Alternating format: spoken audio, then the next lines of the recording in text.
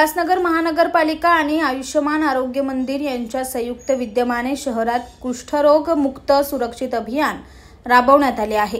ही मोहीम 16 डिसेंबर पासून 20 डिसेंबर 2024 पर्यंत चालवली जाणार आहे।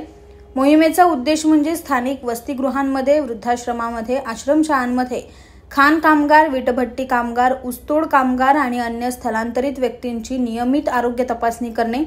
या गटातील लोक बहुतेक वेळा कामासाठी घर सोडतात आणि उशिरा परत येतात, त्यामुळे त्यांच्या आरोग्य तपासणीसाठी नियमित सर्वेक्षणाची कसरत होत नाही।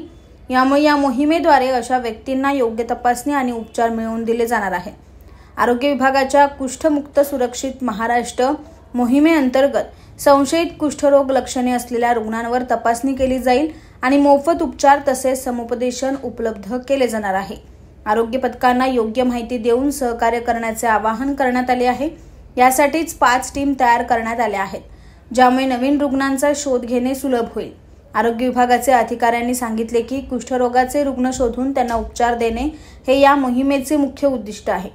मोहिमेच्या उद्घाटन प्रसंगी आरोग्य विभागाच्या वैद्यकीय अधिकारी डॉक्टर मोहिनी धर्मा, डॉक्टर नाईक, डॉक्टर मोनिका जाधव आणि डॉक्टर गुप्ता यांच्यासह सर्व आरोग्य कर्मचारी उपस्थित होते। माझं नाव महेंद्र वावळ, मी लेप्रेसी टेक्निशियन आहे। उल्हासनगर कार्यक्षेत्रात मी काम करतो। महाराष्ट्र शासनाच्या कुष्ठरोग विभागात काम करतो। राष्ट्रीय कुष्ठरोग निर्मूलन कार्यक्रमांतर्गत कुष्ठरोग मुक्त सुरक्षित महाराष्ट्र ही जी मोहीम आहे ती आता 16 डिसेंबर ते 20 डिसेंबर अशी 5 दिवसाची मोहीम करत आहोत आपण।